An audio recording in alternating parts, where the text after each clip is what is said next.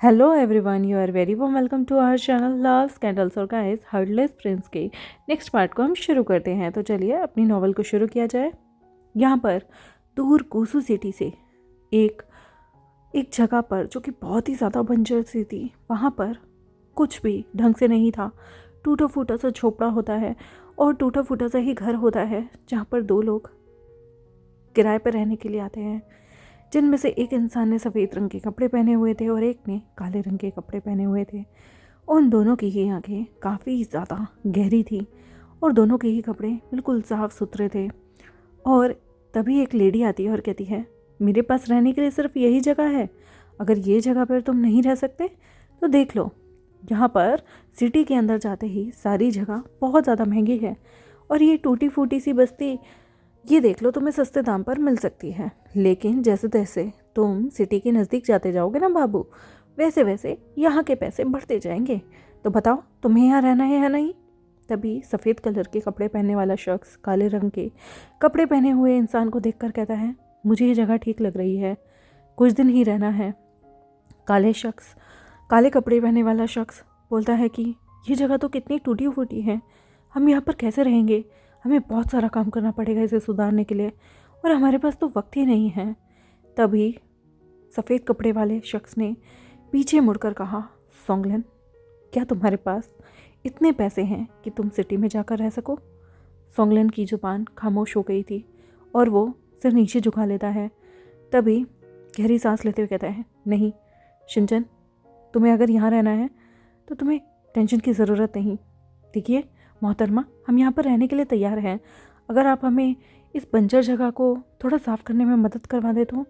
वो बूढ़ी औरत कहती है, मेरे घर में कोई नहीं रहता जी, मैं नहीं करवा सकती, आप सबको मिलकर खुद ही सफाई करनी होगी। मैं तो बूढ़ी औरत हूँ और मेरे साथ ज़्यादा लोग भी नहीं रहते, मैं तो सफाई वैसे भी नहीं कर पाऊँगी। पर हाँ, अगर आप लोगों को पानी वानी चाहिए तो वो मैं पास के कुएँ से लाकर दे सकती हूँ, इससे ज़्यादा मुझ जैसी बूढ़ी औरत से मदद नहीं हो पाएगी। वो यही कहती है और कहती है कि लाओ दो मेरे सिक्के, इस जगह का रहने के लिए 10 सिक्के, सिर्फ 10 सिक्के मांग रही हूँ मैं।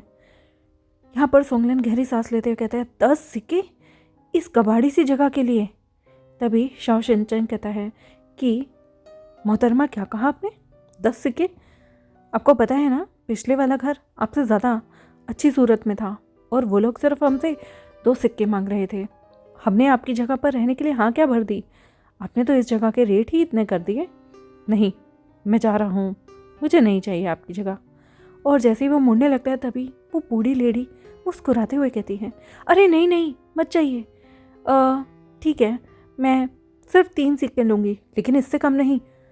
वैसे भी ये जगह ज़्यादा पास है और ये जगह टूटी फूटी है तो क्या हुआ, रहने के लिए जगह तो है। और तुम जैसे यात्रियों को लोग जगह भी नहीं देंगे। सिटी में तुम नहीं जानते हेंगवन जुन ने कितनी सारी रिस्ट्रिक्शन लगाई हुई हैं, परिंदा भी पर नहीं मार सकता वो, और उनके गार्ड्स हमेशा चौकन्ने रहते हैं। तो तुम्हें क्या लगता है, तुम जैसे दूर से आने वाले लोगों को वो सिटी के पास घूमने भी देंगे? हाँ, 3 सिक्के, इससे ऊपर कुछ भी नहीं, मैं नहीं मानने वाली। तभी यहाँ पर शाओ शिनचैन कहता है, 3 सिक्के, याद रखिएगा, इससे ना एक ऊपर ना इससे एक कम। और वो 3 सिक्के निकालता है अपने छोटे से पाउच से, जो कि वैसे ही फटा हुआ गंदा सा लग रहा था। और वो औरत मन में सोचती है, ये लोग तो गरीब से ही होंगे, बस कपड़े ही ढंग के पहने हुए हैं, पर्स तो फटेला सा लग रहा है, ज़रूर किसी ने तरस खा के इन्हें पैसे दे दिए होंगे। उफ, मैं तो सोची थी अमीर लोग हाथ लग गए। और वो उससे 3 सिक्के लेती है और चली जाती है। तभी यहाँ पर सोंगलन कहता है, वाह, वैसे इससे सस्ती जगह हमें मिल नहीं सकती थी, पूरी जगह हमने टटोल ली थी और सिर्फ 10 सिक्के 10 सिक्के, हर बंदा यही कह रहा था। माना कि ये जगह थोड़ी गंदी है, पर शिनचैन, हम यहाँ काम करेंगे ना। शाओ शिनचैन पीछे मुड़कर देखता है और कहता है, सोंगलन, यहाँ पर हम काम करने नहीं आए हैं, कुछ दिन, सिर्फ कुछ दिन, एक बार तुम एग्ज़ाम में पास हो जाओ, इम्पीरियल हाउस में घुस जाओ और मैं ओमेगा सर्वेंट बन के उस इम्पीरियल हाउसेस में घुसने की कोशिश करूँगा। एक बार हमारा जो भी हम करना चाहते हैं वो इरादा पूरा हो जाए, उसके बाद हमारे पास बहुत पैसा होगा और हमें अपना मकसद बिल्कुल नहीं भूलना चाहिए। तुम जानते हो, हम यहाँ पर किसी मकसद के तहत आए हैं, तो उसे भूलना मत। सोंगलेन यहाँ पर शॉशनचन की तरफ बड़े ही प्यार से देखता है और फिर अपनी नज़रें नीची करके कहता है, मैं जानता हूँ एक अल्फ़ा होने के नाते मुझे कुछ भी करके परीक्षा में पास होना है सोंगलेन, लेकिन तुम एक ओमेगा हो, तुम जानते हो ना पैलेस में कितनी पॉलिटिक्स होती है, और जब भी कोई नौकर पकड़ा जाता है या उसे कोई गलत काम किया जाता है, सारा सारा इल्ज़ाम उन पे लग जाता है। मुझे तुम्हारे लिए बहुत चिंता होती है। तुम कहो तो खाली मैं ही इंपीरियल कोर्ट में चला जाऊँगा, तुम्हें यहाँ पर ये सब करने की ज़रूरत नहीं। शाओशनचेंग पीछे देखता है और कहता है, सोंगलेन हमने कुछ वादा किया है, तुम भूल गए ना? पर मैं नहीं भूला हूँ। अगर मैं जाना चाहता हूँ तो जाना चाहता हूँ। मैंने संकल्प लिया था और मैं वो संकल्प कभी छोड़ नहीं सकता, इसलिए मुझे वहाँ जाना ही होगा। और तुम मेरे लक्ष्य के बीच में कभी मत आना। तुम जानते हो ना हम दोनों का क्या लक्ष्य है। वो पीछे मुड़ता है और इस अल्फ़ा की आंखों में देखता है। सोंगलेन इस ओमेगा की आंखों में देख के कहता है, मैं अपने लक्ष्य से कभी नहीं भटकूंगा, पर तुम्हें भी वादा करना होगा, तुम सुरक्षित रहना। सोंगलेन गहरी सी सांस लेता है और कहता है, वादा करो शिनचन, तुम खुद को कुछ भी नहीं होने दोगे। यहाँ पर शाओ शिनचेंग कहता है, मैं खुद को कुछ भी नहीं होने दूंगा, मैं वादा करता हूँ। और हाँ, अगर मुझे कुछ हुआ तो हमारे मकसद को तुम पूरा करना। सोंगलेन कहता है, ऐसा मत बोलो, मैं तुम्हें कभी कुछ होने नहीं दूंगा। शाओ शिनचेन फिर से पीछे की तरफ मुड़ जाता है और कहता है, ऐसा इस दुनिया में कुछ भी नहीं जो हम अपने तरीके से मोड़ सकें। ये संसार है सोंगलेन, भूलना मत, यहाँ परिवर्तन होते रहते हैं और परिवर्तन ही संसार का नियम है। कभी कभी हम अपने इरादों में पूर्णतः सब कुछ नहीं कर पाते हैं, लेकिन तुम्हें ये याद रखना होगा, हम दोनों में से एक को जीना होगा, और जो जिएगा उसे उस मकसद को अपने सीने में लेकर चलना होगा। तुम जानते हो ना, हमने किसी को वादा किया है, हमें उसे इंसाफ दिलाना है, और मैं उसके लिए संकल्प ले चुका हूँ, मैं पीछे नहीं हटूंगा। गहरी सांस लेते हुए वो आगे बढ़ता है और पास में ही रखी झाड़ू को पकड़ता है। सोंगलेन मन में सोचता है, मैंने भी संकल्प लिया है अपने सभी मकसद को पूरा करने के लिए, और तुम्हें भी बचा कर रखने के लिए। मुझे नहीं पता कि किस्मत हम दोनों को किस मोड़ पर ले जाएगी, पर मैं हमेशा तुम्हें खुश देखना चाहता हूँ। तुम बहुत पत्थर दिल बन गए हो, अब तो तुम इतना मुस्कुराते भी नहीं। और वो बस इतना ही बोलता है। यहाँ से सीन शिफ्ट होता है। यहाँ पर फॉरेन मिनिस्टर नी मिंगजू का घर होता है, जहाँ पर नी हुइसिंग बार बार अपने नौकरों को डांट रहा था। मैंने तुम्हें कहा ना, ब्रदर मेरे लिए पुस्तक लेके आए थे, वो कहाँ है? ब्रदर मेरे लिए कितनी सारी चीज़ें लेके आए थे, तुम्हें नहीं पता।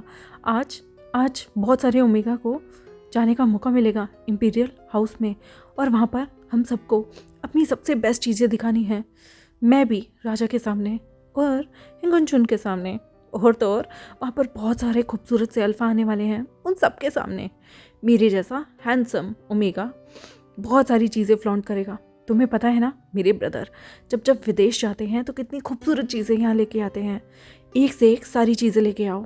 आज मीटिंग है, तुम जानते हो कि हर एक महीने के बाद एक दिन ऐसा आता है जब इंपीरियल हाउस में बाहर से ओमेगा को इनविटेशन दिया जाता है। जितने भी बड़े बड़े मिनिस्टर्स के ओमेगा हैं उन्हें न्योता दिया जाता है एम्परर और बाकी के पावरफुल अल्फ़ा से मिलने का।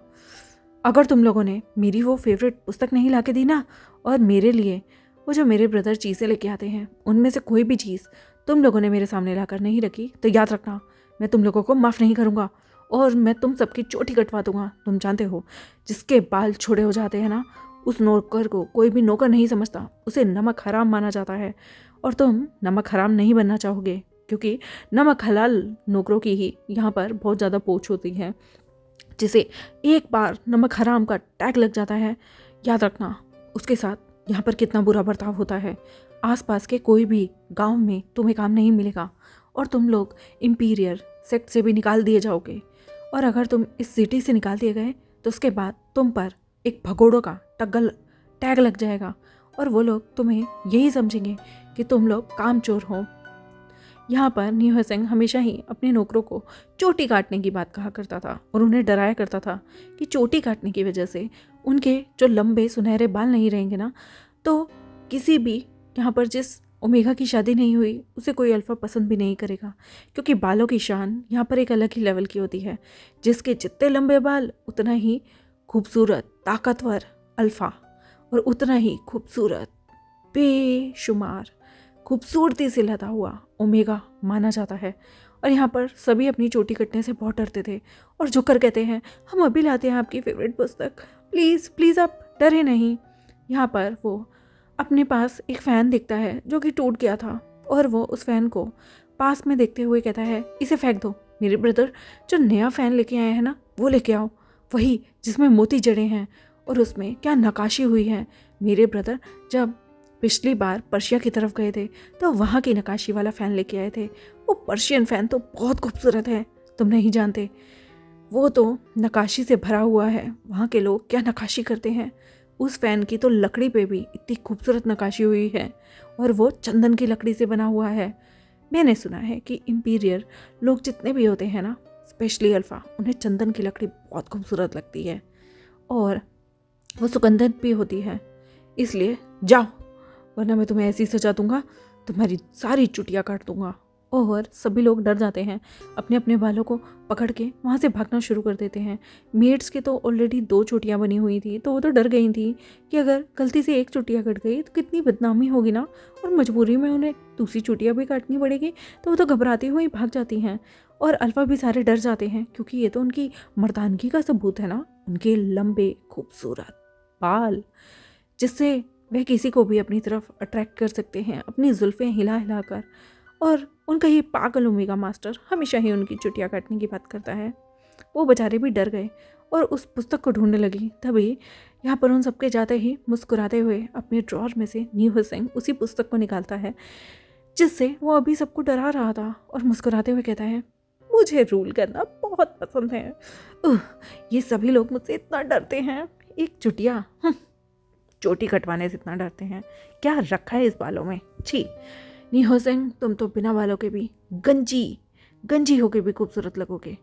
और वो मुस्कुराते हुए उस बुक को देखता है और फिर कहता है, ये बुक मैं हैंगन चुन को दूंगा। नहीं, वो तो नक चढ़ा है, मैं एम्परर को दूँ, पर एम्परर की तो रीढ़ की हड्डी नहीं है। क्या मेरे लायक कोई अल्फ़ा नहीं है क्या? वैसे अल्फ़ा से याद आया, वो शुयंग, वो मक्कार कहीं का, उसने मेरे पैसे देने हैं, अभी तक दिए भी नहीं।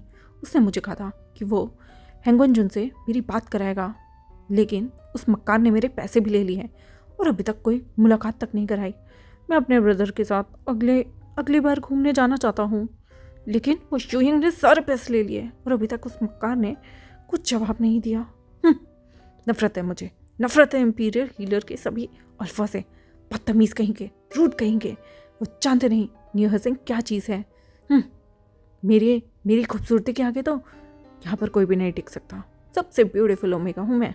और वो अपने बालों से खिलता हुआ करते हुए वहाँ से इधर उधर घूम रहा था, और उसकी बेंच पे जो किताब रखी हुई थी वो पीछे से खिड़की की तरफ से एक ओमेगा ने देख ली, और वो मन में सोचती है, ये नटखट मास्टर हर बार हम लोगों को ऐसे कुछ ना कुछ काम में उलझा देता है, पूरा दिन हमसे काम करवाता है।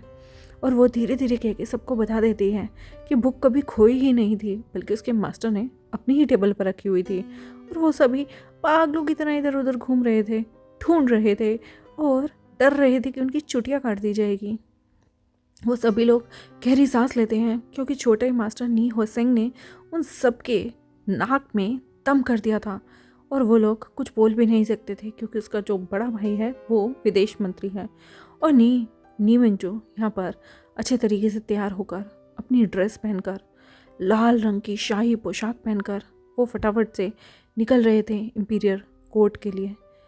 और न्यू सिंह उनके पीछे पीछे जाता है, ब्रदर क्या कर रहे हो? वैसे मैं आपको एक चीज़ दिखाना चाहता हूँ। न्यू सिंह मुस्कुराते हुए उनके पास जाता है और कहता है, क्या आपको पता है कि आज फिर से मीटिंग होने वाली है? नी मिंगजू कहता है कि तो वैसे भी ये अल्फ़ा और ओमेगास की मीटिंग है। न्यू सिंह सांस लेते हुए कहता है, ओहो मेरे भोले भाई, मैं आपको क्या बताऊं? क्या मैंने आपको बोला नहीं है? आप उस जिनग्वांग याओ पे ट्राई क्यों नहीं करते? और वैसे भी अब तो राजा की शादी भी तय हो गई है, आपको ट्राई करना चाहिए ना। आज तो जिनग्वांग शान भी आएगा। वो इतना बुढ़ा होने के बाद भी सारे ओमेगा को घूर घूर के देखता रहता है, और एक आप हो जवान होने के बावजूद भी किसी ओमेगा को देखते ही नहीं। उस याओ ने पता नहीं क्या जादू कर दिया है आप पे। मुस्कुराकर ही करता हुआ सबसे मिलता रहता है। मेरा मन कर रहा है कि मैं उसकी चुटिया काट दूं। एक बार उसकी चुटिया कट गई ना तो उसे कोई और अल्फा पसंद नहीं करेगा, फिर आप उससे शादी कर लेना ना। नी मिंगजू कहता है, तुम्हें अच्छा लगेगा कि तुम्हारा होने वाला जो ओमेगा ब्रदर इन लॉ हो उसकी चुटिया कटी हुई हो? सोचो कैसा लगेगा ना, गंजी चुड़ैल जैसा। यहाँ पर नी मिंगजू खुद ही हंस पड़ते हैं अपनी बातों पे। तभी नी होसेंग कहता है, वो तो बालों में भी मुझे गंजी चुड़ैल जैसा ही लगता है, उसके वो डिम्पल। पता नहीं आपको वो क्यों पसंद है, और आप उसके सामने ऐसे शेर जैसे इंसान को चुहिया सा बना के रख देता है। पता नहीं ब्रदर, प्यार में लोग इतने बेवकूफ़ कैसे हो सकते हैं? सच में मौत आ जाए पर प्यार ना हो। तभी नी मिंगजू कहते हैं, वैसे मुझे भी पता है तुम्हें कोई अल्फा कभी पसंद नहीं आने वाला, और तुम्हारी जैसी हरकतें हैं ना, अल्फा लोग दूर भागते हैं तुमसे। तुम्हें देखते ही पूरे इंपीरियर हॉल में सभी अल्फा दूर भागना शुरू कर देते हैं। तुम इतने नकचड़े क्यों हो नी होसेंग? नी होसेंग कहता है, मैं नकचड़ा हूँ ब्रदर? उस शू यंग ने मेरे पैसे खाए हैं। वो मुझसे लवांगजी से मिलवाने वाला था। मैंने ना उस हैंगवन जुन से बात करनी है कि अगली आपकी ट्रिप पे मुझे भी जाना है ना। मैं इस जगह से बाहर जा ही नहीं पाता हूँ। मुझे इतना मन करता है आपके साथ बाहर जाऊँ, दुनिया देखूँ, लोग मेरी खूबसूरती के बारे में कहानियाँ लिखें, पर मैं यहाँ से बाहर ही नहीं जाऊँगा तो दुनिया मेरी खूबसूरती के बारे में कैसे लिखेगी ना ब्रदर? नी मिंगजू कहता है, तुम और खूबसूरत? तुम तो छोटे से लंगूर जैसे लगते हो। तुमने खुद को कुछ ज़्यादा ही समझ लिया है। नी होसेंग अपने भाई को देख के कहता है, क्या कहा आपने? लंगूर और मैं? एक सेकेंड ब्रदर, मैं आपकी उस गंजी चुड़ैल से तो ज़्यादा अच्छा दिखता हूँ, तो प्लीज़ मुझे उस गंजी चुड़ैल से कंपेयर मत कीजिएगा। और वो वहाँ से चला जाता है। यहाँ पर नी मिंगजू मन में सोचते हैं, पता नहीं कौन तुम्हारे हिस्से में लिखा हुआ है। मुझे डर लगता है अगर तुम किसी गलत इंसान के शिकार बन गए नी होसेंग, पता नहीं क्या होगा। ये दुनिया इतनी सरल नहीं है। तुम यहाँ पर प्रिविलेज्ड हो क्योंकि तुम इधर रह रहे हो। महल से बाहर पग पर खतरा है। मैं ऑफिशियल हूँ, पर मुझे बहुत ज़्यादा सावधानी के साथ जगह जगह जाना पड़ता है। तुम अभी नहीं समझोगे, तुम में अभी बहुत सारा बचपना है। अभी तुमने महल की पॉलिटिक्स देखी नहीं है और जानी नहीं है। जिस दिन तुम जान जाओगे ना, तुम सोचोगे कि इससे अच्छा तो एक कमरे में बंद रहना ही ठीक रहता है। यहाँ पर नी मिंगजू अपने कपड़ों को ठीक करते हैं और अपने भाई की तरफ मुस्कुराते, जो कि बाहर जाकर फिर से लोगों को धमका रहा था और बार बार कह रहा था, ये नहीं, दूसरा वाला पंखा लेके आओ, ये मुझे अच्छा नहीं लग रहा। मैंने कहा ना चंदन वाला लेके आओ, चंदन वाला। बहरे हो क्या? समझ में नहीं आ रहा? काट दूँ चोटी तुम्हारी? और अपनी एक नौकरानी की छोटी पकड़ के मरोड़ देता है। वो कहती है, अभी ला रही हूँ, ठीक है ला रही हूँ ना, प्लीज़ मेरी चोटी मत काटना। और फटाफट से वहाँ से भाग जाती है। यहाँ पर नी मिंगजू मुस्कुराते हैं और वापस से उस अजीब से इंपीरियर हॉल के लिए निकल जाते हैं, जहाँ पर उन्हें जाना बिल्कुल अच्छा नहीं लगता। उस राजा के उस इंपीरियल हॉल के अंदर उनकी दम घुटता है। गुस्से में उनकी मुट्ठियाँ भिज गई थी और वो गहरी सांस लेते हुए अपने घर से बाहर निकलते हैं। उनके पीछे उनके कुछ गार्ड्स भी जा रहे थे, क्योंकि यहाँ पर हर फाइनेंस मिनिस्टर अपने साथ कुछ गार्ड्स को रखता है ताकि उन पर कभी हमला ना हो, कोई दुश्मन उनके साथ कुछ बुरा ना करना चाहे। यहाँ पर वो गहरी सांस लेते हुए आगे बढ़ते हैं और दूसरी तरफ सीन शिफ्ट होता है। युनमक से निकला हुआ एक काफिला चलकर जा रहा था, जहाँ पर एक घोड़े के ऊपर वेवोशन बैठा हुआ था और अंदर पालकी में चंगछा को रखा गया था। चंगछा कभी भी इन पालकी और ये सब में बिलीव नहीं करता था। वो दोनों तो ऐसे इंसान थे जो कि घोड़ा चलाते हुए भागकर हवा की तरह बातें करते हुए जाना पसंद किया करते थे। उन्हें इस तरह से मुंह छुपाकर पालकी में एक एक अजीब सा एहसास महसूस हो रहा था। विभूषण तो घोड़े पे बैठा हुआ, लेकिन घोड़े की स्पीड इतनी कम थी जितनी उस काफिले की स्पीड थी। वो इतनी मरी हुई गति से चल रहे थे कि विभूषण को तो घोड़े पे बैठे बैठे ही नींद आ रही थी। उसे तो ऐसा लग रहा था जैसे कोई किसी की शोक सभा या शोक यात्रा निकाल रहा हो। इतनी धीमी गति से आखिर तो मरे हुए को भी नहीं लेके जाया जाता जितना एक जिंदा उत्साहित ओमेगा को लेके जाया जा रहा है। वो अपनी नींद भरी आंखों से ही सब कुछ देख रहा था कि ये लोग थकते ही नहीं हैं, बिल्कुल स्ट्रेट होकर चल रहे हैं। और वो अपने पास में ही खड़े एक सोल्जर से कहता है, सुनिए। वो उसकी तरफ घूर के देखता है तो कहता है, अभी कितना और रास्ता है? तब वो कहता है कि यहाँ से जाने में हमें 3 दिन का समय लग जाएगा। विभूषण मन में सोचा, यानी कि अगर हम जल्दी चलें तो जल्दी समय पूरा हो सकता है, लेकिन जिस गति से ये लोग चल रहे हैं 3 दिन क्या 15 दिन भी कम रहेंगे। और वो मन में सोचता है, कहाँ फंस गया मैं। पर कोई बात नहीं, मुझे उन गूसू के लोगों का जीना हराम करना है और अपने माता पिता उनके लिए भी इंसाफ ढूंढना है। चुपचाप वो बैठा हुआ था और जंगचा अंदर बैठा हुआ था। उसे पर्पल कलर के कपड़े पहनाए गए थे, लेकिन ये इतने ज़्यादा शाही थे कि उसे चुभ रहे थे। इतने ज़्यादा टाइट पहनाए गए थे कि उसे वो कपड़े चुभ रहे थे, काट रहे थे, क्योंकि गर्मी बहुत ज़्यादा थी और पसीने में उसे बुरी हालत हो रही थी। उसका मन कर रहा था कि सारे कपड़े उतार के फेंक दे, लेकिन वो ऐसा कर नहीं सकता क्योंकि शाही फरमान है। और वो मन में सोचता है कि अभी तो मैं क्वीन भी यानी कि एम्प्रेस भी नहीं बना हूँ, तब मेरा ये हाल है। अगर मुझे उस जगह पे रहना पड़ा तो न जाने मेरा क्या हाल करेंगे। मैं तो अपनी पसंद से बाहर भी नहीं देख सकता, मैं तो घुड़सवारी भी नहीं कर सकता, और इस गंदे से टेंट के अंदर मुझे बैठा दिया गया है। मुझे बिल्कुल अच्छा नहीं लग रहा। विभूषण प्लीज़ कुछ करो। वो मन में ज़ोर ज़ोर से सांस लेता है कि तभी उसकी खिड़की पे नॉक होता है, और जैसे ही वो खिड़की खोलता है तो देखता है कि विभूषण मुस्कुराते हुए उसके पास आया और कह रहा, क्या हुआ, तुमने मुझे याद किया है? चंचा कहता है, मैं बोर हो गया हूँ, मैं मर जाऊँगा बोरियत से। कितने दिन का समय और है, क्या हम पहुँचने वाले हैं? विभूषण मुस्कुरा के कहता है, 3 दिन कह रहे हैं ये, लेकिन जैसे इनकी स्पीड लग रही है ना, मुझे तो ऐसा लग रहा है कि 15 दिन भी कम पड़ेंगे। और 15 दिन के अंदर अंदर अगर हम जिंदा बच गए तो शायद हम वहाँ पहुँचने के बाद मर जाएंगे, और इस स्पीड से चलने के बाद बोरियत से तो मैं वैसे भी मर चुका हूँ। मेरा मन कर रहा है कि मैं ज़ोर से घुड़सवारी करूँ और भागता हुआ यहाँ से चला जाऊँ, लेकिन ये राजा के दूत यार, ये लोग इतने ज़्यादा ओबीडेंट क्यों होते हैं? अगर युनमक होता ना तो मैं इतनी तेज़ घुड़सवारी करता था कि ये लोग मुझे पकड़ भी नहीं पाते, पर अगर मैंने ऐसा किया तो ये लोग तो मेरी गर्दन ही काट देंगे। यहाँ पर जंगचा कहता है, फंस गए यार, मुझे समझ में नहीं आ रहा, जब हम वहाँ जाएंगे तो हमारा क्या होगा? हाँ, मुझे ये कपड़े बिल्कुल चुभ रहे हैं, इतने चुभ रहे हैं ना, तुम सोच नहीं सकते। इस पर कितना सारा काम है, और ये जो पिन्स मेरे बालों में लगाई है, मुझे बहुत दर्द हो रहा है, मेरा सिर फट रहा है, क्या मैं इन्हें निकाल दूँ? विभूषण मुस्कुराता है और कहता है, अभी तो तुम अंदर बैठे हो, निकाल दो ना, किससे पता चल रहा है, और वैसे भी जब तुम्हें बाहर निकलना हो तो पहन लेना इन सबको। यहाँ पर वो कहता है, विभूषण मुझे बहुत कुचली हो रही है मेरे बालों में, ये क्या जूड़ा सा बना दिया है। मैं ऐसे जूड़े के साथ तो कभी नहीं निकलना चाहता था, क्या कर दिया है।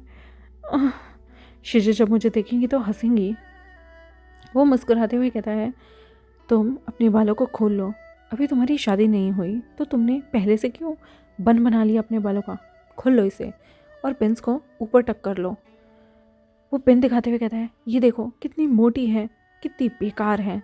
हाँ, इससे ज़्यादा खूबसूरत डिज़ाइन हमारे यहाँ पर मिलते हैं। कितनी बकवास है ये पिन। और वो पिन को साइड में रख देता है अपने बालों से निकाल के, और कहता है, मेरा सिर बहुत दुख रहा है, सच में मुझे नहीं पता कि मैं एम्प्रेस कैसे बन पाऊँगा। मुझे आदत नहीं है, मैं सिंपल जीवन जीता आया हूँ। क्या महल में इतने सारे चोचले होते हैं, इतने सारे काम धाम? उफ, विभूषण मेरा दम घुट रहा है, मुझे सांस भी नहीं आ रही। मुझे पता है पूरे 7 लेयर कपड़ों की पहनाई गई है, मुझे ऐसा लग रहा है मुझे घबराहट हो रही है।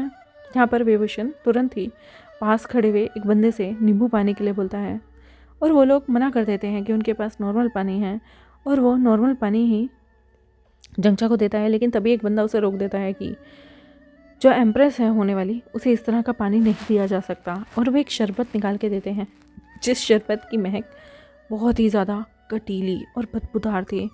उसकी बदबू से ही विभूषण कहता है, ये क्या है?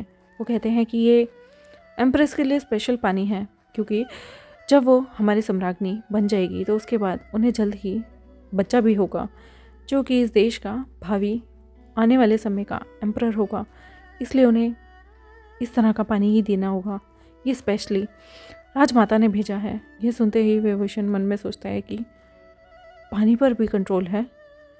जंक्षा का तो मुंह ही उतर गया था और उस स्मेल को सूंघते ही उसे चक्कर आ रहे थे। विंग आई मीन जंग भूषण, मुझे ये नहीं पिया जाएगा प्लीज़, मुझे पानी पीना है, पानी।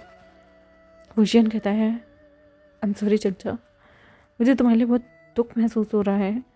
ऐसा लग रहा है कि तुम बलि के टाइम पे कटने वाला जो बकरा होता है ना, तुम्हारी स्थिति तो उससे भी दयनीय हो रही है। मुझे लगता था कितना अच्छा लगता होगा ना सम्राज्ञी बनना, पर तुम्हें देख के तो मुझे ऐसा लग रहा है कि मैं बता भी नहीं सकता मेरे दोस्त। वो जानबूझ के ड्रामा करता है। तभी चैंग कहता है, प्लीज़ प्लीज़ मुझे पानी चाहिए, मुझे बकवास सा पानी नहीं चाहिए, मैं नहीं पी सकता, इसमें से इतनी गंदी बदबू आ रही है, मुझे उल्टी हो जाएगी। विभूषण कहता है, रुको रुको रुको रुको, उल्टी मत करना। अगर इन्हें लगा कि तुम पेट से हो, क्या पता ये हम दोनों को मार दें फिर। पी लो ना प्लीज़, इस पानी को पी लो। देखो मैं वादा करता हूँ कि आसपास जब भी मुझे झरना मिलेगा ना, मैं वहाँ से अच्छा ताज़ा पानी भर लूँगा और उसे तुम पी सकते हो, फिर तुम्हें कोई दिक्कत भी नहीं होगी। प्लीज़ अभी पी लो ना। जंक्षा गुस्से में उस पानी को लेता है, अपनी नाक बंद करता है और उसे कटक जाता है। यहाँ पर उसे वो अजीब सा पानी पी के तो उल्टी सी आ रही थी, क्योंकि उसमें बहुत सारी जड़ी बूटी और न जाने क्या क्या मिला हुआ था। पर वो बस अपनी लालसा को, अपनी प्यास को बुझाने के लिए उसे पी जाता है। और वो गहरी सांस लेते हुए कहता है, मेरी ज़िंदगी मेरी किस्मत ने पता नहीं क्या लिखी है। मुझे ऐसी नर्क जैसी ज़िंदगी में क्यों धकेल रहे हो भगवान? क्यों? किसी और को उसका एम्प्रेस बना देते, मैं ही क्यों? उनमें कितना अच्छा था। और मुझे इंपीरियल जगह के रूल समझ में नहीं आ रहे। प्लीज़ मुझे छुटकारा दे दो। मैं तो उस एम्परर को भी नहीं जानता हूँ, मुझे तो उससे कोई प्यार भी नहीं है। क्या आप उसे प्यार नहीं करा सकते किसी और से? मन में गहरी सांस लेते हुए वो बेचारा बैठ जाता है। और यहाँ पर विभूषण कहता है, अपनी खिड़की बंद कर लो। चंचा अंदर बैठे हुए अपनी लेयर्स पे लेयर्स उतार के और अपने बालों को भी थोड़ी शांति देता है और चुपचाप अंदर बैठा होता है। और वो मन में सोच रहा होता है, मदर फादर, अगर मैं सम्राज्ञी बन गया तो मैं आप से मिलने भी नहीं आ पाऊँगा। और विभूषण का तो मुझे ख्याल रखना होगा। शिजे भी वहाँ हैं, हमारा इंतज़ार कर रही हैं। मैं शिजे से भी मिलूँगा, पर मैं आप लोगों को बहुत मिस करूँगा और मेरी आज़ादी को भी। पता नहीं क्यों दुनिया कहती है कि बहुत अच्छा लगता है जब हम सम्राज्ञी बनते हैं। मुझे तो ये कैद जैसा लग रहा है। जिस तरह से एक कैदी को बेड़ियों में बांध के लिया जाता है, उसी तरह से मुझे इन 7 लेयर कपड़ों में बांध कर मेरे सिर पे ये अजीब सा चीज़ लगाकर, ये अजीब सा हेयर पिन, मुझे ऐसा लग रहा है जैसे कोई मेरी आज़ादी मुझसे छीन रहा है। मुझे आज़ाद रहना, मुझे खुले आसमान में सांस लेना, मुझे मेरी मन का काम करना बहुत पसंद था। पर मेरी आज़ादी मुझसे छीनी जा रही है। मेरे साथ गलत हो रहा है। आखिर इतने सारे रूल्स रेगुलेशन क्यों होते हैं? क्यों?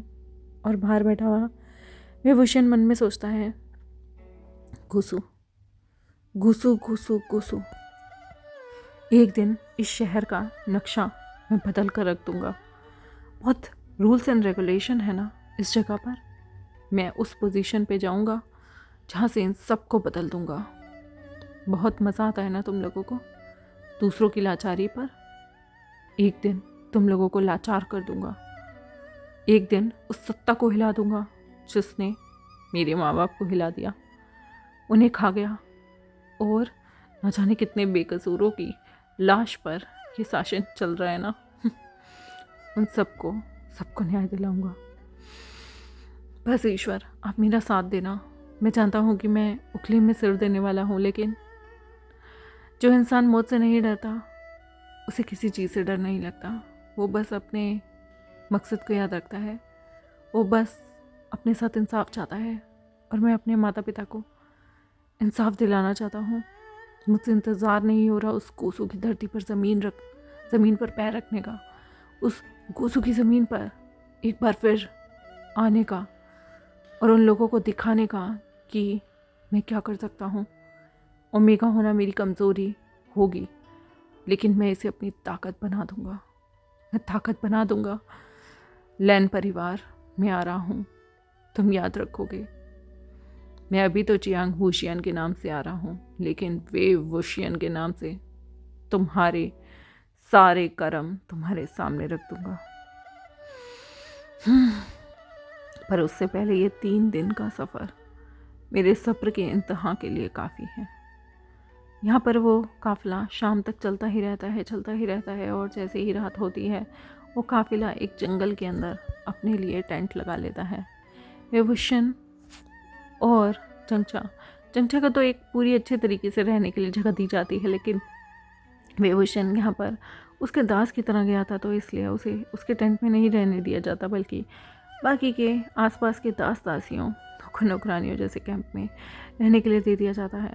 यहाँ पर जंगचा और विभूषण को अच्छा तो नहीं लग रहा था एक दूसरे से बिछड़ना, पर कुछ रूल होते हैं, कुछ रूल के खिलाफ हम जा नहीं सकते। उन दोनों को थोड़ी दूरी में रखा जा रहा था। ये चीज़ दोनों को बहुत खटक रही थी, क्योंकि दोनों बचपन से इतने पास रहे हैं ना, एक दूसरे से दूर जाने का उनका मन नहीं करता। एक दूसरे के साथ हंसी ठिठोली करने में उन्हें बहुत मज़ा आता है, लेकिन ये समाज की बंदिशें, ये समाज के बनाए हुए कानून आज ये कैसे हालात में है ना, दोनों रात रात बाहर बैठ के एक दूसरे के साथ मखौल मजाक उड़ाया करते थे। आज वो दोनों एक दूसरे के टेंट में भी नहीं जा सकते। जंगचा अपने टेंट में अकेला था और ऊपर देख रहा था। टेंट इतना ज़्यादा कंजस्टेड था कि उसे तो सांस भी नहीं आ रही थी। उसे बिल्कुल अच्छा नहीं लग रहा था, पर वो कुछ नहीं कर सकता। अभी उसके हाथ में सत्ता और पावर नहीं है, पर जब तक वो टॉप पे नहीं जाएगा वो सब कुछ बदल नहीं सकता।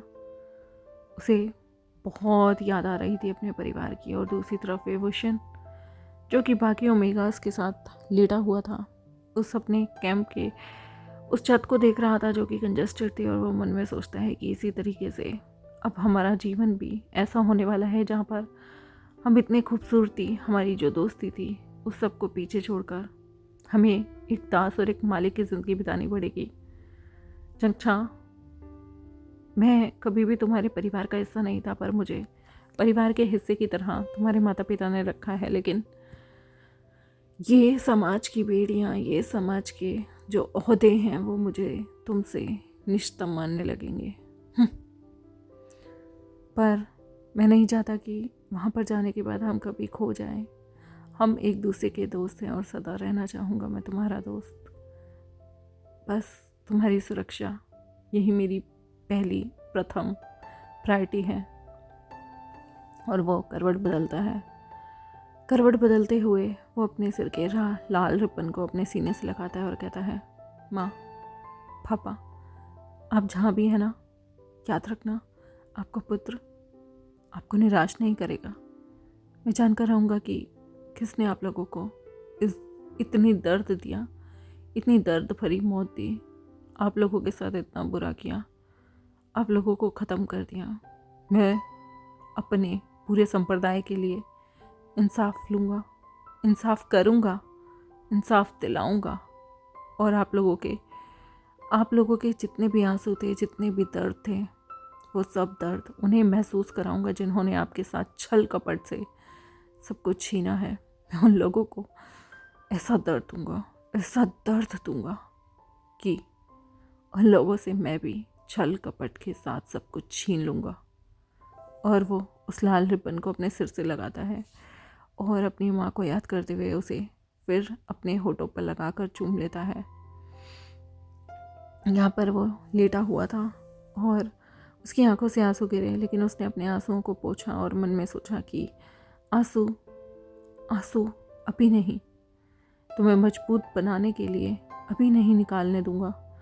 मैं चाहता हूँ कि ये आंसू सिर्फ उस दिन निकले जिस दिन मैं अपने माता पिता का बदला ले लूँ, या फिर जिस दिन सच में मुझे इस दर्द को बाहर निकालने की ज़रूरत होगी। और वो चुपचाप करवट लेकर सो जाता है। हालांकि उसे उस रात दिक्कत तो हो रही थी, लेकिन उसकी सांसें गहरी थी। वो कब पूरे सफ़र से थक कर सो गया उसे पता ही नहीं चला। उसके चेहरे पर जुल्फ़ें आ रही थी जो कि उसके चेहरे को खूबसूरत बना रही थी, और धीरे धीरे धीरे रात गहरी होती गई। लेकिन एक इंसान जो कि अपने अपने कमरे में बैठा तड़प रहा था, वो था एम्परर लैन शिचेन।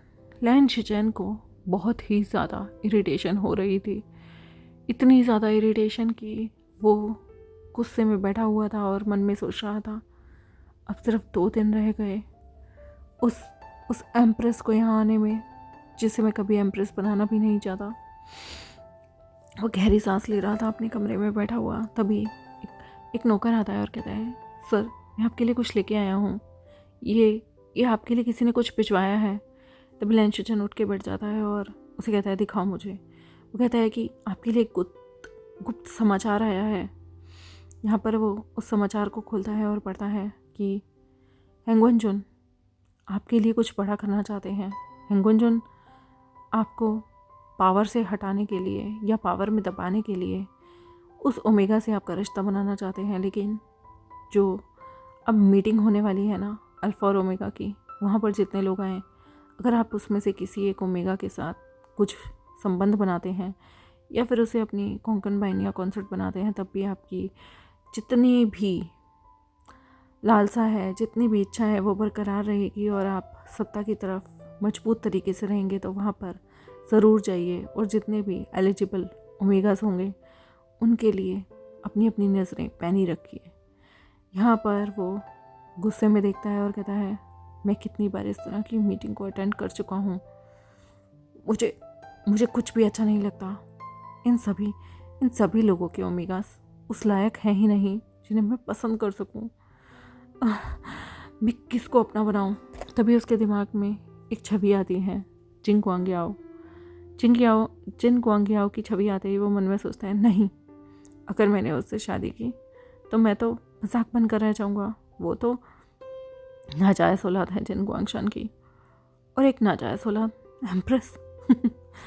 दुनिया वैसे ही मुझ पे कम हंसती है जो मुझे एक नाजायज़ की वजह से सारी ज़िंदगी मखौल बन के रहना पड़ेगा। मजाक बन जाऊंगा मैं दूसरों के लिए, और मैं तो उससे प्यार तक नहीं करता।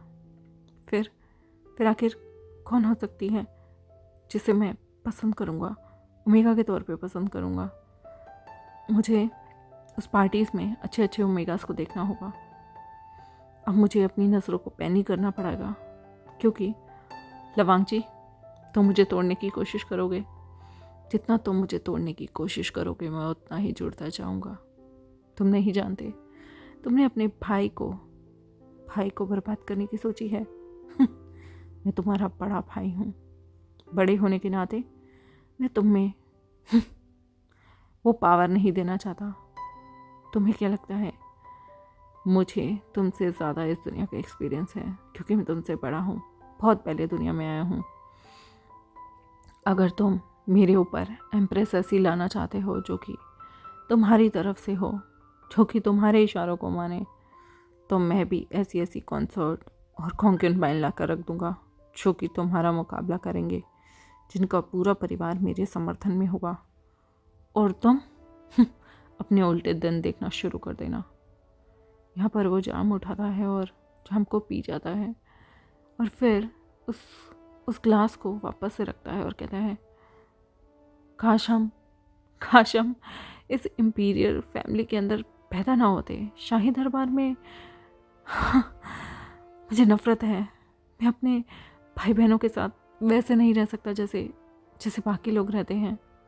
जैसे कि मेरा जो विदेश मंत्री है ली मिंगजू, मैं जानता हूँ कि वो अपने ओमेगा भाई से कितना प्यार करता है, और सिन सुशन वो अपनी पत्नी घुटनों पे बैठी हुई पत्नी के लिए पागलों की तरह दरख्वास्त कर रहा था, मरने को तैयार था।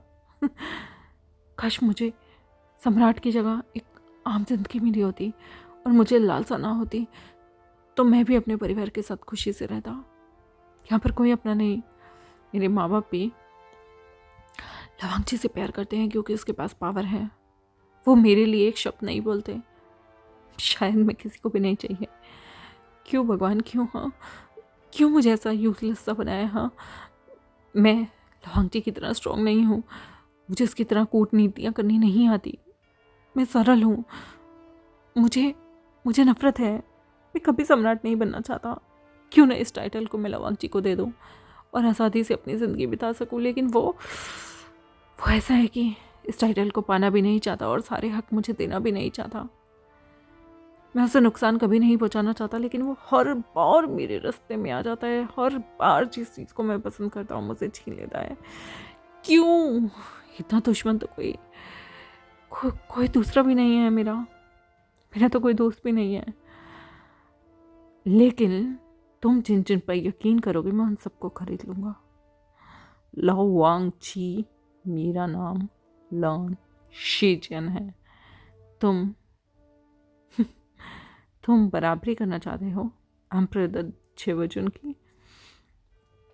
मैं तुमसे सारी मोहर ले लूँगा। तुम नहीं जानते मुझे नफरत होती है जब भी लोग मुझे बेबस सम्राट मानते हैं, जब भी लोग मेरा मजाक उड़ाते हैं। दम घुटता है मेरा उस इंपीरियल हॉल के अंदर जब लोग मुझे ऐसी नज़रों से देखते हैं कि कितना बेबस राजा है कि अपनी प्रजा, अपने मंत्रियों के लिए तक आवाज़ नहीं उठा सकता और अपनी शादी तक के लिए नहीं एक ओमेगा चूज कर सकता। लवांगची, मैं तुम्हें पता नहीं क्यों बर्दाश्त कर रहा हूँ। शायद इसलिए कि तुम मेरी माँ की कोख से जन्म लिए हुए उनकी दूसरी संतान हो, या फिर इसलिए कि तुम्हारे रहते मेरे ऊपर कोई दूसरा उंगली नहीं उठा सकता।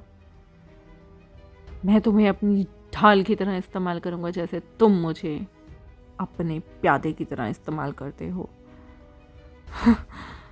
दिन गिनना शुरू करो लवांगची, दिन गिनना शुरू करो। मैं ऐसे कॉन्सर्ट और कॉन्कैम्बैन लाकर खड़ा कर दूंगा। सारा गेम चेंज कर दूंगा। सारी पावर मेरी मुट्ठी में होगी। पावर गेम मैं तुम्हें बताऊंगा क्या होगा। मेरी अच्छाई को मेरी कमजोरी कभी मत समझना लवांगची, कभी मत समझना। सीन चेंज होता है और लवांगची अपने कमरे में बैठा हुआ युद्ध की नीतियों पे काम कर रहा था। पास का वैन साम्राज्य यानी कि जिशान के लोग उछल उछल कर लड़ाई के लिए पागल हुए जा रहे थे। उतावले, वो नहीं जानते वो किससे लड़ना चाहते हैं। इस दुनिया के सिकंदर, इस दुनिया के बादशाहों के भी बादशाह लवांगची, जिसे गॉड ऑफ वॉर कहा जाता है, जिसे युद्ध का देवता माना जाता है, जिसके सामने ना जाने कितने लोग नतमस्तक हो जाते हैं, जिसके सामने अच्छे अच्छे लोगों ने अपनी तलवार नीचे कर कर झुकाई है, उस इंसान के साथ पंगा लेने के लिए उतावले हो रहे हैं जीशान के वैन के लोग, जिन्हें पता नहीं है कि खुद यमराज को न्योता देने का कार्य कर रहे हैं वो लोग। उनकी हरकतें चित्रगुप्त की जैसे हर एक पोथी में लिखी जाती हैं, उसी तरह से गूसू के साम्राज्य में उनके एक एक पत्र, एक एक जासूस आग भड़काने से लेकर उनके पतन की तरफ उन्हें लेकर जा रहे हैं। लवांगची अपनी युद्ध नीतियों को अच्छे से अपने दिमाग में उतारता है और फिर कुछ प्राचीन बुक्स को निकालकर अच्छे तरीके से उन किताब का जायज़ा लेते हुए पढ़ता है कि किस किस तरीके से जीशान के हर एक रास्ते पर घेराबंदी की जा सकती है और उस घेराबंदी में कहाँ कहाँ उसे अपने लोगों को शामिल करना है। और जब वो उन लोगों को वहाँ पर शामिल करेगा तो किन किन केंद्रीय बिंदु पर उसे सबसे ज़्यादा काम करना है। ऐसी कौन कौन से चेक पॉइंट होंगे, ऐसे कौन कौन से बिंदु होंगे जहाँ पर उसे अपने लोगों से उन लोगों को रिप्लेस करना है, उन लोगों को बदलना है जो कि वेंस के हैं। वो एक भारी भरकम अराजकता फैलाना चाहता है। जीशान के लोग जब तक अपने अपने राजा के खिलाफ नहीं होंगे तब तक राजा की पावर कमज़ोर नहीं होती। एक बार किसी भी साम्राज्य की नींव को हिलानी है तो सबसे पहले उसके लोगों को उस राजा के खिलाफ करना बहुत ज़रूरी है। चाहे राजा उनकी अच्छाई के लिए ही काम क्यों ना करता हो, लेकिन अगर लोगों को लगने लगा कि राजा लालची है, राजा उनके हित के लिए नहीं है, तो वो मूर्ख जनता जो कि डिप्लोमेसी को नहीं जानती, वो पूरी की पूरी सरकार यूं ही गिरा देगी, क्योंकि उसे मन घड़न चीज़ें बेची जाएंगी, और एक बार नहीं, 2 बार 3 बार, सालों साल। और ऐसा ही लवांगची भी माइंड गेम खेलने में कम नहीं था।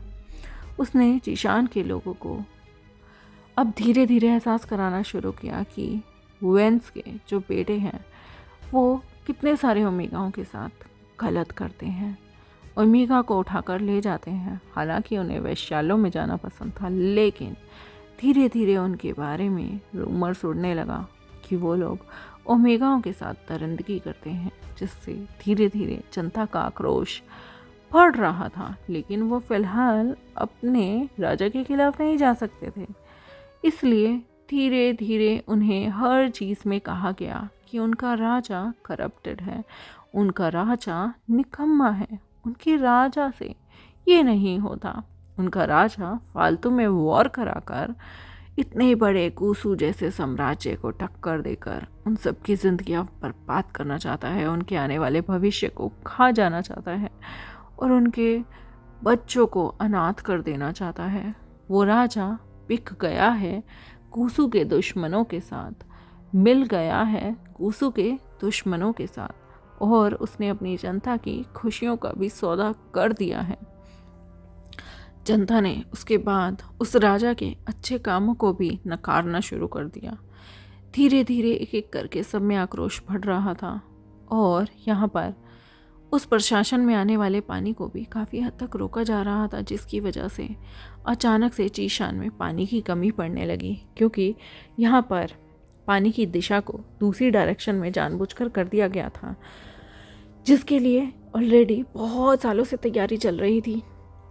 पानी ऐसी चीज़ है जिसकी कमी होने से सूखा पड़ जाता है, और जो अत्यंत मात्रा में आ जाए तो बाढ़ का रूप ले लेती है। और दोनों ही सूरत में पानी का ज़्यादा होना और पानी का कम होना इंसान की ज़िंदगी को इतनी बुरी तरीके से इफ़ेक्ट करता है कि सूखा भुखमरी ले आता है, और बाढ़ न जाने कितनी बीमारियाँ, महामारियाँ और लोगों को मार डालती हैं। इसलिए जीशान में लोगों का बुरा हाल हो गया था, फसलें सूख रही थी, और ये काम आज से नहीं काफ़ी समय से चल रहा था, जिसकी वजह से जनता का आक्रोश दिन प्रतिदिन अपने लोगों पर, अपने अधिकारियों पर हो रहा था। पर अधिकारी कुछ नहीं कर सकते, क्योंकि पानी का रुख जहाँ से बदला गया था वो क्षेत्र उनके इलाके में नहीं आता, और अगर उन्होंने गूसू पे आक्रमण किया वो भी बिना कुछ सोचे समझे तो गूसू वाले उन्हें रोंद देंगे। लेकिन ये जनता जो कि पानी की कमी से अपने बच्चों को तड़पता हुआ देखती थी, अपने बच्चों के लिए खाना उत्पन्न नहीं कर पा रही थी, वो लोग ये बातें नहीं जानते थे कि सैनिक का काम लड़ना ही नहीं बल्कि डिप्लोमेसी से चीज़ों को हल करना भी होता है। पर वो अचानक से तावा बोल देते हैं और ताबड़तोड़ जीशान में अराजकता मैच फैलाना शुरू कर देते हैं। जगहों पे चीज़ों को चला दिया गया, जगहों पे ओमेगास के साथ गलत बदसलूकी करनी शुरू कर दी। जितने भी छोटे मोटे अधिकारी थे उन लोगों के घर पर लूट मचानी शुरू कर दी, और उन लोगों के ओमेगास के भी कपड़े ले के भागने लगे। और तो और उन ओमेगास को भी पकड़कर कुछ लोगों के साथ जो कि निम्न स्तर के अधिकारी थे उनके ओमेगास के साथ बर्बरता से चीज़ें की, जिसकी वजह से सारे वेंस के ऑफिशियल डरना शुरू हो गए थे, क्योंकि वो जानते हैं कि जब जनता फालतू के आक्रोश में आ जाती है, वो भी अपने जितने भी प्रोपेगेंडा होते हैं या फिर जितने भी दुश्मन लोग होते हैं उनके कहने से भड़कने पर आ जाती है, तो वो अच्छी खासी सरकार को भी गिरा देती है। हालांकि कमियां सबके अंदर होती हैं, खूबियाँ भी सबके अंदर होती हैं, किसी में कम खूबियाँ और ज़्यादा अच्छाइयाँ होती हैं, बुराइयाँ होती हैं, और किसी में ज़्यादा बुराइयाँ और बैलेंस करती हुई खूबियाँ होती हैं। लेकिन यहाँ पर वैन रोहान से रुका नहीं जा रहा था। उसे अपने यहाँ पर बढ़ता हुआ अराजकता बहुत ज़्यादा महंगी पड़ रही थी। इससे पहले वो गुसु पे हमला करे, उसकी अपनी जनता उनके अपने ही खिलाफ हो गई थी।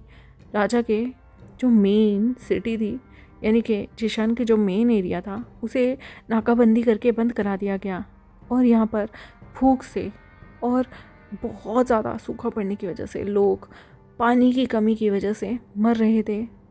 बहुत लोग तरसते थे, लेकिन मेन सिटी में फ़िलहाल एक झील होने की वजह से वहाँ पानी मिल रहा था। पर आउटर सिटी में जितने भी लोग थे वो तड़प रहे थे। और ये जैसे ही न्यूज़ लोवांग जी को मिलती है, उसका चेहरा मुस्कुराहट में बदल जाता है और वो कहता है, वैन रोहान, इंतज़ार करो, मैं आ रहा हूँ और तुम याद रखोगे तुमने किससे पंगा लेने की कोशिश की। लोवांग जी, हैंग-क्वान-चुन नाम है मेरा, हैंग-क्वान-चुन, जिसकी तलवार को देखकर दुनिया कांपती है। और तुम मुझे चुनौती देने गए थे। तुमने शायद सोचा भी नहीं होगा, पर मैंने बहुत पहले से चीज़ों की तैयारी करनी शुरू कर दी थी। तुम्हें क्या लगता है मैं अच्छे से जानता हूँ इंसान पर वार कहाँ, कब, कैसे करना है। ऐसे ही मैंने इतनी सारी रणनीतियाँ, युद्ध नीतियाँ बनाकर जीत हासिल नहीं की है। तुम यहाँ पर अराजकता फैला रहे थे ना, अपने लोगों को भेज रहे थे, मैं तुम्हारे शहर को तबाह कर दूँगा। तभी अंदर आता है शुयांग और कहता है, सर मैं आपको कुछ बोलना चाहता हूँ। लवांग जी उसकी तरफ देखता है गहरी नज़रों से और कहता है, क्या? शुयांग कहता है कि मैंने सुना है कि जियांग कबीले से 2 लोग आ रहे हैं। एक जियान वूजियन नाम है एक का, और एक का जंगछा, जिसके साथ आपके भाई की शादी होने वाली है। और मैंने सुना है कि वो अपना पर्सनल अटेंडेंट भी साथ लेके आ रहे हैं, कुछ नौकर भी हैं, और वो अगले 2 दिन में यहाँ पर पहुँच जाएंगे। लवांग जी के चेहरे पर एक स्मिर्क आ गई और उसने कहा, मैं चाहता हूँ वो 2 दिन से पहले भी पहुँच जाएं, पर कोई बात नहीं, उन्हें आने दो। लेकिन तुम्हें याद रखना होगा, उसके बाद उस ओमेगा और उसके साथ आने वाले सभी लोगों को अच्छे से ट्रेनिंग देनी होगी, जहाँ पर उन्हें इस महल में कैसे चलना है, कैसे उठना है, कैसे बोलना है और किसके अधीन रहना है। इसकी अच्छी शिक्षा का प्रबंधन कर देना। शुयांग, मैंने तुम्हें कभी डिसअपॉइंट नहीं किया है, इसलिए तुम भी मुझे डिसअपॉइंट मत करना। और क्या नाम लिया तुमने? शुयांग कहता है कि किसका? अभी तुमने नाम लिया ना, 2 लोग आ रहे हैं जो कि राजकुमार टाइप्स हैं, जिसमें से खुद को दास और पर्सनल अटेंडेंट बताया जा रहा है। उस इंसान से मैं चाहता हूँ तुम दोस्ती करो। शुयांग हैरान हो जाता है और कहता है, क्या दोस्ती? पर मैं दोस्ती क्यों करूँ? वांग जी मुस्कुराता है, स्मित करता है और कहता है, मुझे सब कुछ जाना है, जो भी जियांग्स के ओमेगा यानी कि आने वाले एम्प्रेस के मन में चल रहा है, और उसके जो सबसे करीब होगा वो तुम्हें सब कुछ बता सकता है। तुम उससे दोस्ती करो, प्यार का दिखावा करो उसके सामने, और हो सके तो कभी उसे क्लेम कर लेना। मैं तुम्हें उस पर हक जमाने का हक देता हूँ। तुम उससे प्यार का दिखावा करो, उससे सारी इंफॉर्मेशन निकालो। बस मुझे ये जानना है कि एम्प्रेस के मन में क्या चल रहा है, और आगे चलकर एम्प्रेस बनने के बाद वो किसकी साइड रहना चाहता है, उसके दिमाग में क्या चल रहा है, यह वह अपने उस आए हुए पर्सनल अटेंडेंट से ज़रूर शेयर करेगा। और अगर तुम उसे अपने प्यार के जाल में फंसा लेते हो शुयांग, उस पर्सनल अटेंडेंट को अपने लिए दीवाना कर देना। उसके बाद वो जानते भी नहीं। तुम्हें पता है ना, तुम मेरे खास हो, तो तुम्हें उसे अपना खास बनाना होगा। शुयांग गहरी सांस लेता है और नीचे मुकरते हुए कहता है, पर अगर वो मेरा मेटेड ओमेगा, मतलब अगर वो मेरी किस्मत का सोलमेट नहीं निकला तो? मुस्कुराते हुए हैंगवनजुन यहाँ पर एक प्याले को देखता है और कहता है कैसी बातें कर रहे हो तुम? मेटेड? फेटेड। किस्मत का लिखा हुआ ओमेगा। हाँ, तुम ये सब बकवास में कैसे बिलीव कर सकते हो? वो तुम्हारी किस्मत में हो या ना हो, तुम्हें उससे प्यार हो या ना हो, तुम्हें उसके साथ प्यार का नाटक करना होगा। समझ में आई? मैं दोबारा नहीं बोलूँगा। लवांगजी ने जैसे ही घूर कर अपनी तीखी आंखों से शुयंग को कहा। शुयंग ने गर्दन नीचे झुका लिया और कहा कि मैं समझ गया। वैसे भी अगर प्यार का नाटक करना है तो मैं फ्लर्टिंग में काफ़ी अच्छा हूँ। दैट्स माय बॉय, ये प्यार से कहा और उसके कंधे पे पैट करते हुए हैंगवनजुन ने कहा, याद रखना तुम्हें सिर्फ नाटक करना है, सच्चा प्यार नहीं। क्योंकि सच्चा प्यार जहाँ पर होता है लोग बेवकूफ़ हो जाते हैं और अपने मकसद से भटक जाते हैं। शुयंग, अगर तुम अपने मकसद से भटक गए तो मैं तुम्हें अपने हाथों से मार दूंगा। ये बोलते ही लवांगजी ने गहरी सांस ली और कहा, तुम जाओ यहाँ से। शुयंग का गला बहुत ही ज़्यादा खाली सा सूखा सा हो गया था। मार दूंगा मतलब? नहीं, मैं उस इंसान से फ्लर्ट करूँगा पर प्यार नहीं करूँगा। मैं उसके करीब जाऊँगा, लेकिन इतना भी नहीं। मैं जानता हूँ कि अगर हैंगवनजुन ने ये कहा है कि वो मुझे मार देंगे और मुझे बस प्यार का नाटक करना है, इंफॉर्मेशन निकालनी है, एक स्पाई की तरह काम करना है, तो इसके लिए तैयार हूँ। पर किसी ओमेगा के इमोशंस के साथ खेलना, हे भगवान मुझे माफ़ कर देना। मैं जो भी कर रहा हूँ ना वो बस हैंगवनजुन के लिए कर रहा हूँ। हैंगवनजुन के बहुत सारे एहसान है मुझ पर, और उस ओमेगा पता नहीं वो कैसा दिखता होगा। अगर वो गंदा दिखता हुआ तो हाय, मुझसे तो फ्लर्टिंग भी नहीं होगी। बट शुयंग, तुम फ्लर्ट हो, तुम्हें अपने चार्म को दिखाना होगा। हाय, उसका नाम क्या था? जियांग हुशियान। प्लीज़ मुझसे प्यार मत करना, पर मुझ पर विश्वास कर लेना। मैं चाहता हूँ कि तुम मेरे प्यार में नहीं, बट एटलीस्ट मेरी दोस्ती में ही घिर जाओ। प्यार बहुत बड़ा वर्ड है यार। मैं सिर्फ ज़िंदगी में ना एक इंसान से प्यार करना चाहता हूँ जिसे मैं अपना ओमेगा बना सकूँ। फ़िलहाल उसके अलावा मुझे कोई नहीं चाहिए। But I am sorry. मुझे माफ़ कर देना मेरी हरकतों के लिए। तभी उसके कंधे पे एक बंदा हाथ रखता है और कहता है, क्या बड़बड़ा रहे हो तुम? हाँ। तभी वो पीछे देखता है और कहता है, ओह लैन शूशी, तुम यहाँ कैसे? हाँ, तुम कहाँ थे अभी तक? शूशी कहता है, मुझे किसी काम से बाहर भेजा गया था। तुम जानते हो ना, हैंगवनजुन सभी को कुछ ना कुछ सीक्रेटिव काम देते रहते हैं, तो बस मैं वही करने गया था। और तुम बताओ? यहाँ पर वो बहुत गहरी सी सांस लेता है और कहता है, कुछ भी नहीं, मुझे भी कुछ ना कुछ सीक्रेट काम मिलता रहता है। हाँ, मैं उनका राइट हैंड हूँ तो तुम उनके लेफ्ट हैंड हो।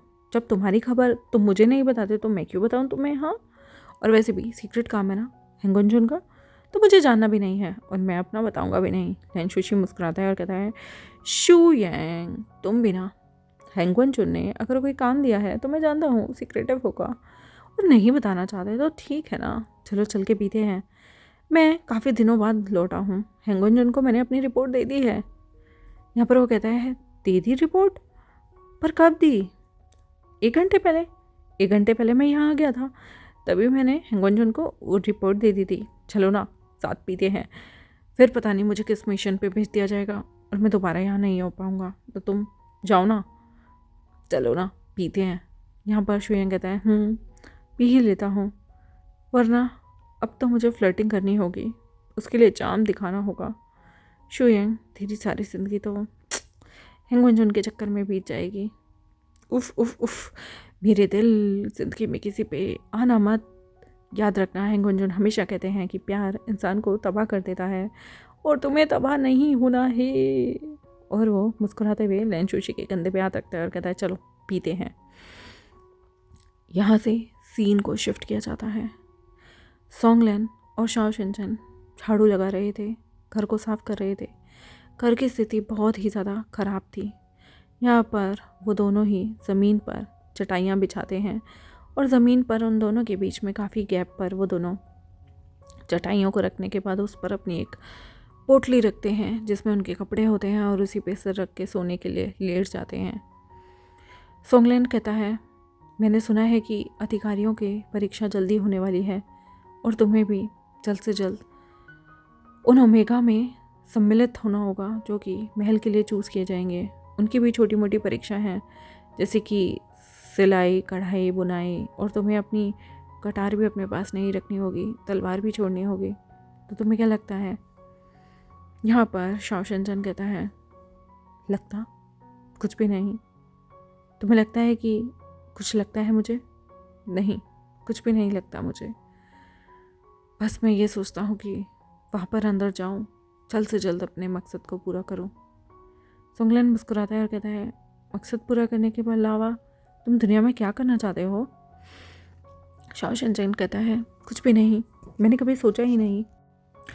महल ऐसी झाड़ी है जहाँ पर केवल कांटे होते हैं, और वहाँ से अगर मैं गलती से बच भी गया तो मैंने फ़िलहाल अपनी ज़िंदगी को कैसे शुरू करना है वो उसी मोड़ पर देखना है।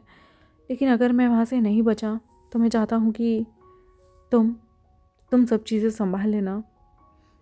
तुम ज़िंदगी भर वहाँ पर एक अच्छे ओमेगा से शादी करना और उसके साथ खुशी खुशी अपनी ज़िंदगी बिताना। तभी मुस्कुराते हुए उसकी तरफ सोंगलेन देखते हुए कहता है कि मैं वहाँ पर किसी और ओमेगा से क्यों शादी करूँ? मैं तो तुम्हें जानता हूँ ना, तुमसे कर लूँगा। शाओ शिनचैन नजरें घुमाते हुए उसकी तरफ देखते हुए कहता है, सोचना भी मत। तुम जानते हो महल में वही ओमेगा काम कर सकते हैं जो शादी नहीं करेंगे, और एक बार अगर वो शादी करते हैं तो उन्हें महल से जाना पड़ता है। मैं महल से कभी नहीं जाने वाला हूँ, जब तक मेरा मकसद पूरा नहीं होगा तब तक नहीं। और हाँ, मैं चाहता हूँ कि तुम अपनी ज़िंदगी में एक खूबसूरत से ओमेगा को अपना पार्टनर बनाना, पर याद रखना, प्यार मत करना। प्यार इंसान को तोड़ देता है। प्यार तो नहीं करोगे ना तुम? सोंगलेन मुस्कुराता है और कहता है, नहीं, प्यार नहीं करूँगा। और फिर मुस्कुराते हुए मन में कहता है, क्योंकि मुझे पहले ही तुमसे प्यार हो गया है। मैं तो तुमसे प्यार करता हूँ शाओ शिनचैन, तुम कभी ये देख ही नहीं पाए। मैं तुम्हें बहुत पसंद करता हूँ, लेकिन मैं जानता हूँ कि अभी हमारे लिए क्या इम्पोर्टेंट है। जब हम अपना मकसद हासिल कर लेंगे ना, तब मैं तुम्हें शादी के लिए पूछूंगा। फिर हम यहाँ से खुशू से बहुत दूर जाएंगे और अपनी दुनिया बसाएंगे। वहाँ पर मैं तुम्हें ऐसे बंजर घर में नहीं, एक खूबसूरत से घर में रखूँगा। हम एक खूबसूरत से घर में रहेंगे, आसपास वादियाँ होंगी, पानी भी होगा, झरने में से पानी लेके आएंगे, कुएं का नहीं पिएंगे। पर पता नहीं ये सब सच होगा या नहीं होगा। हम जो भी करने जा रहे हैं उसमें बहुत ज़्यादा जोखिम है। पता नहीं हम कभी साथ रहेंगे या नहीं, पर मैं तुम्हें खुश देखना चाहता हूँ। वो बड़े ही प्यार से शाओ शिनचैन की तरफ देखता है, जो कि आंखें बंद करके सो गया था। सोंगलेन मन में सोचता है कि कितनी अजीब किस्मत है ना, जिसको हम चाहते हैं उसे बना नहीं सकते और बस उसे देख के काम चलाना पड़ता है। आई विश मैं तुम्हें कभी बता पाऊँ कि मैं तुमसे कितना प्यार करता हूँ, मैं तुम्हारी कितनी परवाह करता हूँ। मकसद नहीं होता तो मैं तुमसे शादी के लिए बहुत पहले पूछ लेता, पर अभी तुम्हारे मन में मेरे लिए वो फीलिंग्स नहीं है। मैं चाहता हूँ कि धीरे धीरे तुम्हें भी प्यार हो, तुम्हारा मन भी प्यार जैसे खूबसूरत एहसास को जाने, और तुम्हें धीरे धीरे मुझसे सच में प्यार होना शुरू हो जाए। पर मैं वेट करूँगा कि तुम मेरे कब होगे। गाइस, यहाँ पर हम रैप अप करते हैं आज का एपिसोड। देखते हैं आगे क्या क्या होने वाला है। क्या शुयंग वे वुशन को पटा पाएगा? क्या होगा? क्या अपने इस डिसीज़न पे कभी लवांगजी को अफसोस हो पाएगा? क्या होगा जब हैंग वनजुन मिलेगा उस ओमेगा से जिसे उसने अभी पटाने की सलाह दी है? क्या होगा? ये तो भविष्य ही जानता है। ये सिर्फ उनकी तकदीर ही जानती है कि उनकी तकदीर में क्या लिखा होगा। उसके लिए आपको मेरे साथ आगे भी जुड़े रहना होगा। मिलते हैं आपसे नेक्स्ट एपिसोड में। तब तक के लिए बाय बाय, और मेरे चैनल को सब्सक्राइब, वीडियोस को लाइक, बेल आइकन को प्रेस कर दें। Bye bye.